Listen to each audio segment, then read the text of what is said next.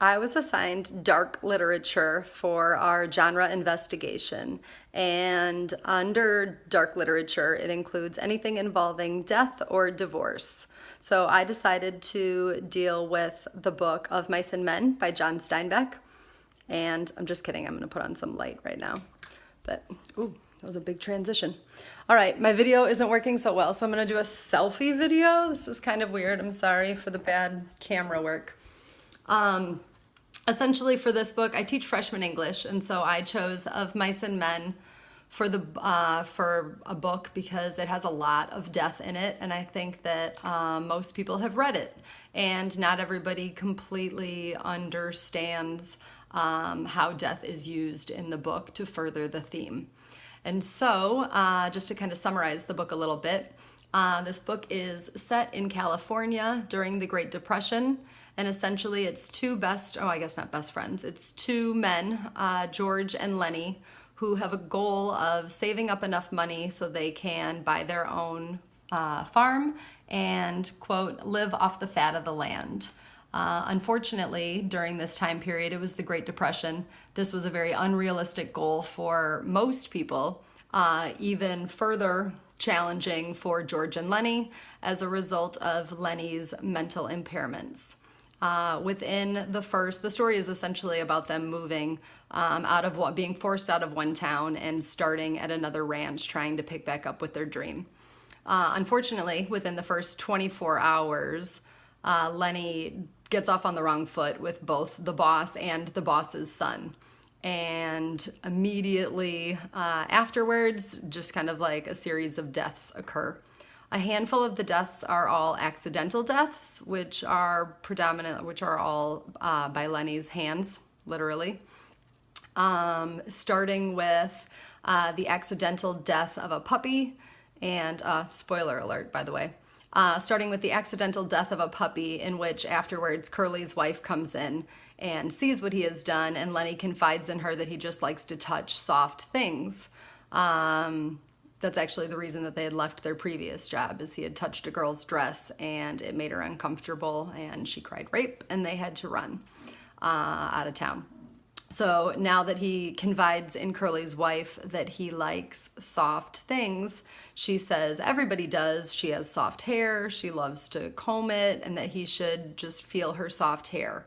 And so with her invitation for him to feel her hair, he begins to touch it, and it does feel really good. And unfortunately, he accidentally grabs onto her too hard when she's trying to get out of it, and he accidentally breaks her neck.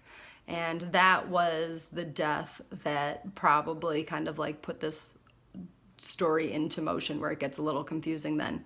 Because afterwards, her husband, Curly, the boss's son, essentially sends all the rest of the ranch workers out in search of Lenny, with the goal of shooting him in the stomach with a shotgun so he can bleed out in a painful, painful death. And George realizes, as his close friend, that he really doesn't have a lot of options here. If he continues to run with Lenny, they're probably just going to continue these bad behaviors that happened in the last town and now happened at their current ranch. And if he doesn't do anything about it, Curly's going to get to him and shoot him in a painful way. So unfortunately, George has to make the decision to end his best friend's life in the most painless way possible. So the book actually ends with a mercy killing of George to his best friend. And that was the final ending of the story, which put their potential dream of owning a farm out of reach. So ultimately, I would say that this is a great book because it both shows accidental deaths, and it deals a little bit with the idea of what do we do about kind of the outcome of people with mental disabilities and their actions and holding them accountable for them, particularly generations ago before we had mental health institutions and programs like we have today. Additionally, it deals with just the idea of the ability to how important it is for friends to be loyal to one another and stick together, and exactly what that loyalty means. And in this situation, George assumed that the loyalty that he had for Lenny meant I guess, I don't know if you can say euthanizing for a human, but it meant mercy, killing him at the end to save him from a more painful outcome. So I really like this piece because it talks about friendship and the attainment of dreams. Interestingly, just fun fact at the end, a lot of people assume that Of Mice and Men is called Of Mice and Men because Lenny likes to touch mice. That's when we learn that he has this thing for touching soft things. And they work on a ranch with a lot of men. But it's actually named after, the title of the book is actually named after Robert Burns's poem To a Mouse, which is all about a farmer who turns up a mouse in his nest and is trying to apologize to him for ruining his winter home and his big plans. And the second to last stanza ends with, "The best laid plans of mice and men go often askew and leave us nothing but pain, grief and pain for promised joy." And so essentially what Robert Burns was trying to say is that oftentimes humans and mice will put together really good plans and think that they're attainable, and it just oftentimes does not happen. And we're left with grief and pain.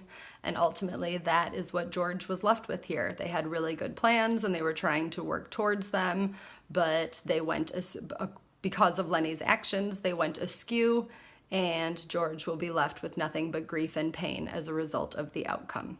So this is just a really good book. I'm sure most of you have read it, so the spoiler alert is a little irrelevant. Thanks for listening.